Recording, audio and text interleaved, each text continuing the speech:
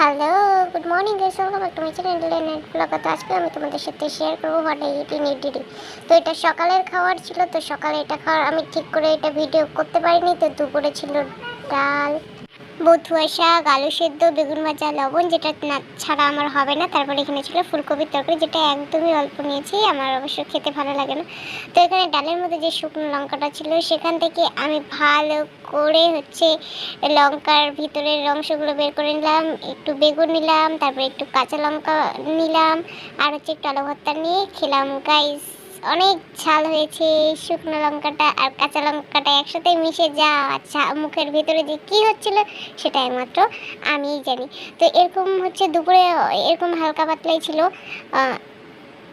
তো আমি ভালো করে এটা দিয়ে একদম ডলে ডলে ডলে ডলে লঙ্কাটা তো খাচ্ছি। তো দেখো গাইস, আমার থালা একদম পরিষ্কার, যেখানে তোমরা তোমাদের মুখ দেখতে পাবে গাইস। তো একদম পরিষ্কার, একদম খুব ভালো হয়েছে। তো এটা ছিল রাতের রাতের খাওয়া। তো রাতে ছিল মাছের ঝোল, বাঁধাকপি আর বেগুন ভাজা আর লবণ, যেটা ছাড়া আমি একদমই খেতে পারি না। তো প্রথমে আমি বাঁধাকপিটা দিয়ে ভালো করে খেয়ে নেবো। কী মাছ ছিল তো আমি ঠিক বলতে পারছি না।